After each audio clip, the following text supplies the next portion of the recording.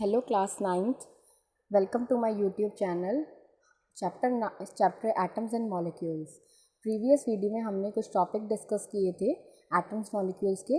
तो अब हम स्टार्ट करते हैं आगे फर्दर टॉपिक से, दैट इज़ एटॉमिक मास। कि एटॉमिक मास क्या होता है। तो एटॉमिक मास क्या होता है कि इसमें आपको एक डेफिनेशन बोली गई है बच्चों। तो आप इसमें एक डेफिनेशन को देखेंगे कि डेफिनेशन क्या कहती है। इसकी डेफिनेशन कहती है कि किसी भी चीज़ का जो एटॉमिक मास होता है, कहती है यहाँ पर आपको लिखी हुई है, यहाँ पे अगर आप देखेंगे अपनी बुक में कि यहाँ पे बोला हुआ है कि रिलेटिव मास, रिलेटिव ये चीज़ आप देखेंगे, relative mass, atomic mass of the atom of an element is defined as the average is defined as the average mass of the atom as compared to 1/12 the mass of carbon atom।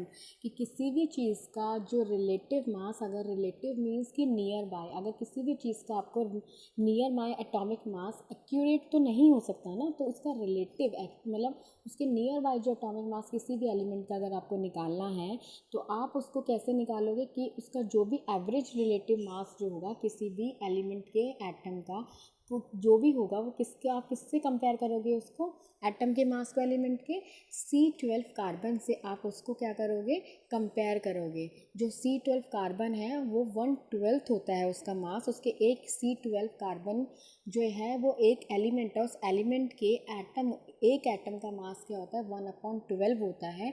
तो उससे आप compare कर सकते हो किसके मास को, किसी भी एलिमेंट के एटम के मास को। तो उसे हम एटॉमिक मास कहते हैं। आई होप ये क्लियर हुआ। अब ये चीज़ कैसे निकली, क्या हुआ, वो मैं थोड़ा सा आपको ऊपर थ्योरी है वो मैं आपको डिस्कस कर देती हूँ कि इसमें क्या है। तो आइए बच्चों इसमें से हम देखते हैं एटॉमिक मास। तो एटॉमिक मास में कहता है अभी आपने प्रीवियस वीडियो में पढ़ा था, डाल्टन नाम का एक साइंटिस्ट था। उस डाल्टन ने क्या किया, उस डाल्टन ने एक थ्योरी दी। उस थ्योरी में उसने ये बोला कि भाई कोई भी अगर एलिमेंट है तो उसका, कोई भी एलिमेंट का एटम है तो उसका एक अपना कैरेक्टरिस्टिक मास है।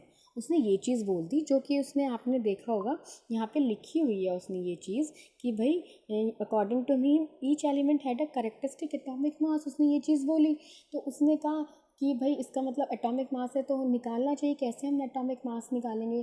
तो उसने बोला कि भाई कैसे निकालोगे। तो उसने साथ में आपको बोला एक लॉ ऑफ कांस्टेंट प्रोपोर्शन भी बताया था। उसने आपको एक लॉ बताया था, लॉ ऑफ कांस्टेंट प्रोपोर्शन। तो लॉ ऑफ कांस्टेंट प्रोपोर्शन की हेल्प से उसने क्या किया, मेजर करना हेल्प कर रहा है उसका कि कैसे हम मेजर करेंगे। तो इस लॉ का उसने थोड़ा हेल्प लिया है इसमें।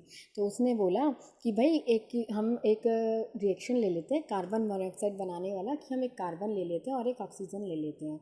तो कार्बन उसने यहाँ पे 3 ग्राम ले लिया और ऑक्सीजन उसने ओल कितना ले लिया, 4 ग्राम ले लिया ऑक्सीजन। तो ये कितना कहता है, ये इसने क्या बना दिया, कार्बन मोनोऑक्साइड बना दिया। तो कहता है अब इसने कार्बन मोनोऑक्साइड बना दिया, वही चीज़ इसमें लिखी है। तो उसने बोला जब 3 gram of carbon combines with 4 gram of oxygen, कि जब 3 ग्राम कार्बन 4 ग्राम के ऑक्सीजन के साथ रिएक्ट करेगा तो आपको 4/3 times its mass of oxygen, कि वो आपको क्या देगा 4/3 टाइम्स, कितना ऑक्सीजन के 4/3 टाइम्स आपको वो ऑक्सीजन यहाँ पे देगा।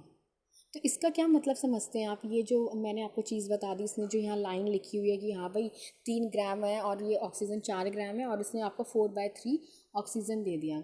इसका मतलब ये है कि भाई पहली बात तो ये 3 ग्राम 4 ग्राम क्या है, इसके मासेस हैं। कार्बन का मास क्या है 3 ग्राम और ऑक्सीजन का 4 ग्राम।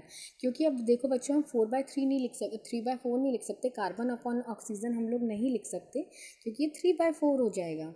तो हम इसलिए, क्योंकि जो बिग नंबर है वो नीचे डिनोमिनेटर में आ जाएगा, तो हम लिखेंगे ऑक्सीजन अपॉन कार्बन। तो इसका रेशियो आप यहाँ पे क्या लिखोगे, 4/3 आएगा। इसका रेशियो क्या आएगा 4/3, जो कि मैंने आपको बताया अभी, ठीक है। इसका रेशियो 4/3 आएगा। किसका, तो आपने देखा ऑक्सीजन अपॉन कार्बन का रेशियो इज इक्वल टू 4/3। और अगर किसी भी रेशियो को आपको होल नंबर रेशियो में कन्वर्ट करना है, होल नंबर में कन्वर्ट करना है, तो आप क्या करोगे, उस 4/3 को जो भी उसके डिनोमिनेटर में होता है उसी से डिवाइड कर दोगे, न्यूमरेटर और डिनोमिनेटर को। क्या कर दोगे, न्यूमरेटर और डिनोमिनेटर को सेम जो भी इसके यहाँ डिनोमिनेटर होगा उससे आप डिवाइड कर दोगे। तो अगर आप 3 को 4 से डिवाइड करते हो तो आप देखोगे यहाँ 1.33 आएगा और 3 ये 1 ही आएगा। तो इसने यहाँ पे आपको यही बोला कि ये 1.33/1 का रेशियो आ गया, कि मतलब ऑक्सीजन कितना है 1.33 है और एटॉमिक मास यूनिट है, जो कि मैंने आपको प्रीवियस वीडियो में बताया था कि किसी भी चीज़ को अगर आप एटम को मेजर करते हो तो एक यूनिट लगाते हो, उसे हम क्या कहते हैं, यूनिट को एटॉमिक मास यूनिट। और उस एटॉमिक मास यूनिट को आप लोग यू लेटर से रिप्रेजेंट करते हो, स्मॉल लेटर यू से आप रिप्रेजेंट करते हो। तो ऑक्सीजन यहाँ पे हो गया 1.33 एटॉमिक मास यूनिट, और कार्बन का कितना मास हो गया, 1 एटॉमिक मास यूनिट हो गया। I think clear. अब वो आपको बोलता है यहाँ पे, नेक्स्ट बोलता है कि भाई अब ये जो होल नंबर निकले हैं, ये जो होल नंबर आपके बच्चों यहाँ पे आपने निकाला है होल नंबर कि होल नंबर आपने यहाँ पे जो भी निकाला है, तो आपने क्या निकाला कि 1 पॉइंट, वेट, आपने क्या निकाला यहाँ पे,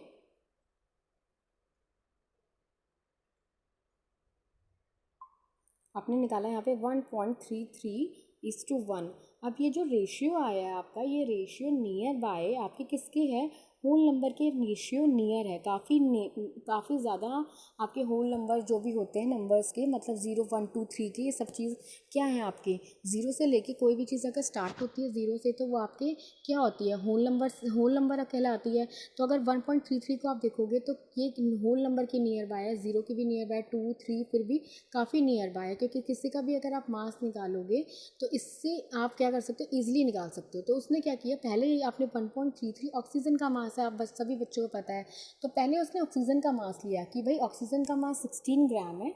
तो आप किसी भी क्या कहते हैं, ऑक्सीजन का ग्राम ले लेते हैं हम लोग 1/16, जैसे कि इसने यहाँ पे बोला 1/16 of the mass of an atom of naturally oxygen as the unit, कि अगर किसी भी एटम का मास अगर मुझे निकालना है तो मैं उसको ऑक्सीजन के मास से क्या कर सकती हूँ, कंपेयर कर सकती हूँ, और मैं ईजिली निकाल लूँगी। कैसे, इसका क्या मतलब है, 1/16 का क्या मतलब है, 1/16 का मतलब ये है कि भाई किसी कोई सपोज आपने ऑब्जेक्ट ले लिया, कोई भी एटम ले लिया, उस एटम को जैसे ऑक्सीजन ही लिया, उस ऑक्सीजन को आपने 16 पार्ट्स में, सपोज आपने क्या कर दिया, उसको 16 पार्ट्स में डिवाइड कर दिया, तो उसका जो एक एटम होगा, एक एटम जो होगा, ठीक है, या फिर आप इसको पार्ट्स नहीं, इसको आप ऐसे समझ लीजिए, इसको आप ऐसे समझ लीजिए, जैसे ऑक्सीजन है तो ऑक्सीजन के अंदर आपके सपोज 16 एटम्स हैं। अब ये जो 16 एटम्स हैं उसमें टोटल कितने एटम्स हैं, इसके अंदर आपके 16 एटम्स हैं। अगर आप एक एटम का आप निकालना चाहते हैं, एक एटम का वेट कितना है, तो आप क्या करेंगे, ऑक्सीजन के एक एटम का निकालने के लिए उसे 1/16 लिख देंगे। तो उसमें यही बोला कि ऑक्सीजन के एक एटम का वेट 1/16 है, मास 1/16 है। तो आप किसी भी अदर एलिमेंट का जो वेट है, मास है, वो क्या बोल सकते हो, उससे आप उसको कंपेयर करके निकाल सकते हो। और जो मास आएगा ना आपका किसी भी एटम का, किसी भी एलिमेंट के एटम का, वो रिलेटिव होगा, मतलब नियर बाय होगा, ठीक है। तो उसने ये ऑक्सीजन को चूज़ किया। तो उसने कहा ऑक्सीजन को ही क्यों चूज़ किया, आप कार्बन को करते, तो उसने कहा पहले उन्होंने ऑक्सीजन उन्हें ज़्यादा बेटर लगा, लेकिन जो थोड़े टाइम बाद में 1961 में जाके उन्होंने पहले ऑक्सीजन तो पहले ये भी पता नहीं चाहिए ऑक्सीजन क्यों सिलेक्ट किया, क्योंकि उसने बोला ऑक्सीजन क्या है, काफ़ी सारे लार्ज नंबर ऑफ एलिमेंट्स के साथ रिएक्ट करता है और कंपाउंड बना लेता है ईजिली, तो इसलिए ऑक्सीजन की हेल्प ले लेते हैं किसी का भी मास निकालने के लिए। सेकंड उसने ये बोला कि जो एटॉमिक मास यूनिट होती है, इसकी atomic mass unit gives masses of all, और जो भी आपको इसका मास आ रहा है किसी का भी मास निकालने के लिए, जब आप ऑक्सीजन की एटम का मास ले रहे हैं तो वो आपको होल नंबर में ही मिल रहा है, तो ये भी इसका पॉजिटिव पॉइंट था, तो उसने ऑक्सीजन ले लिया। लेकिन आफ्टर सम टाइम इन 1961 उसने बोला कि कार्बन का जो 12 आइसोटोप है, उसने बाद में कार्बन को उसने एक्सेप्ट किया कि वो कार्बन को लेगा एज अ स्टैंडर्ड रेफरेंस, किसी का भी एटॉमिक मास निकालने के लिए, वो किसकी हेल्प लेगा, कार्बन की। तो C12 कार्बन का मतलब क्या है कि ऐसा कार्बन जिसका कि वेट क्या होता है 12 ग्राम, मास कितना होता है, वो 12 ग्राम होता है। और आइसोटोप मीन्स कि जो कार्बन होता है वो 2 स्टेट में प्रेजेंट होता है नेचर में, C12 ग्राम में भी मिलता है आपको मास, उसका 12 ग्राम में भी मिलता है और 14 ग्राम में भी मिलता है, बट यूजुअली 12 ग्राम में ज़्यादा मिलता है वो नेचर में। तो हमने यहाँ पे आपका कार्बन लिया है 12 ग्राम वाला मास, उसका हमने यहाँ पे एज अ स्टैंडर्ड रेफरेंस हम लोगों ने यूज़ किया अगर हमें किसी का भी क्या निकालना हो, एटॉमिक मास निकालना हो। तो उसने बोला कि इसका मतलब 1 एटॉमिक मास है, किसी चीज़ का भी 1 एटॉमिक मास, कि एक एटम का मास किसके इक्वल है, एक एटम का mass is equal to exactly 1/12 of the mass of an atom of carbon 12। मतलब कि अगर किसी के भी एक एटम का, अगर आपको किसी के भी एक एटम का मास निकालना हो तो आप कैसे निकालोगे? 1/12। वो किसके, आप किसको मतलब निकालोगे, मतलब मीन्स कि वो किसके इक्वल है? वन एटम एटॉमिक मास, वो कहता है is equal to what? 1/12 mass of an atom of C12 carbon. कि C12 कार्बन के मास के इक्वल होगा किसी भी एक एटम का मास, इक्वल होगा उसके। ठीक है, तो ये आपका हो गया 1/12 हो गया। ओके बच्चों, तो उसने, अब आपको आई होप यहाँ पे थोड़ा क्लियर हुआ होगा, तो उसने आपको यही बोला है। तो इसका मतलब C12 मतलब कि इस कार्बन के भी 12 एटम्स हैं, तो 12 एटम में से इसने एक एटम अगर कार्बन का आप उसका मास निकालना चाहते हो तो 1/12 हो जाएगा। तो वही उसने यहाँ पे 1/12 लिया है। ठीक है, तो अब उसने आपको नेक्स्ट में एक एग्जांपल दिया है कि एक फ्रूट सेलर है और उस फ्रूट सेलर के पास कोई भी स्टैंडर्ड वेट नहीं है कि वो मेजर कर सके, किसी भी अपने फ्रूट को बेच सके। तो उसने क्या किया, उसने, आपने यहाँ पे देखा होगा, उसने, आप यहाँ पे देख रहे होंगे कि फर्स्ट फिगर में कि उसने एक वाटरमेलन को 12 यूनिट्स पे 12 पीसेज में कट कर दिया, इक्वल टू 12 पीसेज में। अब उसने क्या देखा कि उसने ये फाइंड आउट किया कि जितना भी उसने किसी भी का भी अगर वो फ्रूट अगर बेच रहा है तो उसका मास उसने किससे, mass of each fruit he is selling, कुछ भी है तो रिलेटिव मास ऑफ 1 पीस, कि अगर वो कुछ भी बेचेगा तो ये जो भी उसका एक मास, अगर इसने वाटरमेलन को 12 में डिवाइड किया तो इसका एक, इसका क्या इस वो हो जाएगा वैल्यू 1/12 हो जाएगा। तो इस 1/12 को उसने रिलेटिव मास ले लिया कि अगर 1 पीस जो 1/12 को उसने रिलेटिव मास ले लिया कि अराउंड है ये, तो अगर कुछ भी वो बेच रहा है फ्रूट, कोई भी वो फ्रूट बेच रहा है तो वो इसको क्या कर रहा है, इसके आप फिगर में देखेंगे इसके इक्वल रख रहा है। इसके यहाँ पे ये अगर इक्वल रख रहा है तो आपने देखा होगा कि एक पीस को वाटरमेलन के ये इसके साथ क्या कर रहा है, कंपेयर कर रहा है, इक्वल कर रहा है, क्योंकि कह रहा है कि इसका ये 1/12 है तो इसका मास क्या है, इनके बराबर है, इक्वल हो गया। तो वो इस तरीके से इसको, क्योंकि स्टैंडर्ड वेट नहीं है तो इसको एज आप लेके वो बेच रहा है। तो इसीलिए उसने नेक्स्ट फिगर में आपको यहाँ पे इसे लास्ट में जो अभी मैंने आपको स्टार्टिंग में डेफिनेशन बताई थी बच्चों, तो उसने यहाँ पे आपको यही बोला कि relative atomic mass of an atom of element, वो कहता है किसी का भी जो अराउंड नियर बाय जो भी एटॉमिक मास होता है किसी के भी एटम का, कोई भी एटम का जो भी एटॉमिक मास होता है जो कि एलिमेंट के अंदर प्रेजेंट होता है, is defined as a average. वो कोई भी एवरेज जो आप एटॉमिक मास निकालोगे ना, वो एवरेज निकालोगे, average mass of the atom as compare to, क्योंकि आप उसको किससे कंपेयर करो, 1/12 of mass of 1 carbon atom. तो वही मैंने आपको यहाँ पे बताया था कि डेफिनेशन में कि कैसे उसने क्या लिया, तो 1 atomic mass is equal to what, at 1 atomic mass is equal to 1/12 mass of 1 carbon atom, जो 1 कार्बन एटम होगा उसके वो बराबर इक्वल होगा। आई थिंक ये आपको क्लियर होगा कि एटॉमिक मास क्या कहते हैं, इसको किस चीज़ को कहते हैं। तो इस फिगर में आप यहाँ देखेंगे बच्चों कुछ एलिमेंट्स के आप लोगों को एटॉमिक मास दिए हुए हैं, जैसे कि हाइड्रोजन का एटॉमिक मास 1 एटॉमिक यूनिट होता है, कार्बन का 12, नाइट्रोजन का 14, ऑक्सीजन का 16, सोडियम का 23, magnesium is 24, sulphur is 32, chlorine is 35.5, calcium is 40। तो ये कुछ एलिमेंट्स के आपके एटॉमिक मास गिवन है, वैसे हर एक एलिमेंट का अपना एक डिफरेंट एटॉमिक मास होता है। तो आई थिंक अब आपको क्लियर हुआ होगा कि एटॉमिक मास किसे कहते हैं। नेक्स्ट हम देखते हैं हाउ डू एटम्स एग्जिस्ट, कि इस नेचर में एटम्स कैसे एग्जिस्ट करते हैं। तो उसने बोला कि जो एटम्स हैं of most elements and are not able to exist independently, कि भाई किसी भी आपके एलिमेंट्स के जो एटम्स होते हैं वो कभी भी, कुछ ऐसे आपके अभी भी एलिमेंट्स हैं जो कि आप अकेले नहीं रह सकते उनके एटम्स।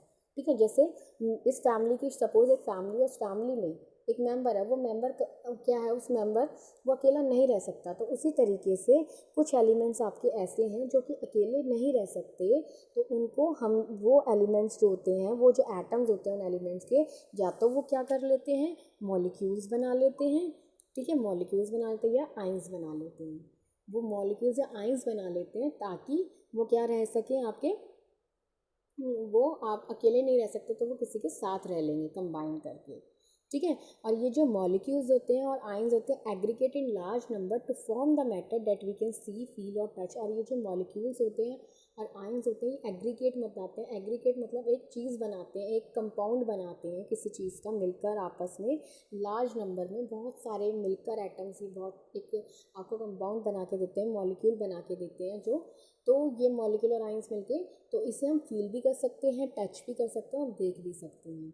अब वो कैसे, अब हम नेक्स्ट में इस यही पढ़ेंगे कि व्हाट इज़ मॉलिक्यूल, कि मॉलिक्यूल क्या है। ठीक है।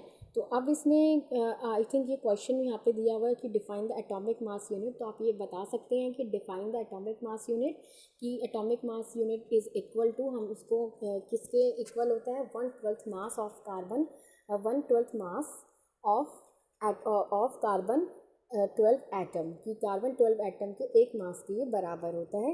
And why it is not possible to see an atom with naked eye, कि किसी भी एटम को आप नेकेड आई से इसलिए नहीं देख सकते क्योंकि उसका जो रेडियस होता है, जो उसका मास होता है वो कितना होता है, साइज़ जो होता है किसका भी, वो 10⁻⁹ होता है, जो कि बहुत बहुत बहुत स्मॉल होता है, इसीलिए आप उसको नहीं देख सकते। तो आई थिंक इतना आपको ये डाउट्स आपके इसमें जो भी होंगे वो आपको क्लियर हो गए होंगे। तो नेक्स्ट क्लास में हम लोग पढ़ेंगे कि what is a molecule. Next आगे हम फर्दर कंटिन्यू करेंगे कि मॉलिक्यूल क्या होता है, वो नेक्स्ट क्लास में पढ़ेंगे। और आई होप आपको इसमें वीडियो में काफ़ी सारे डाउट्स आपके क्लियर हुए होंगे। और अगर कोई भी फिर भी आपके मन में कोई भी डाउट है तो आप मेरे कमेंट बॉक्स में वो बता सकते हैं। Okay friends, bye, thank you.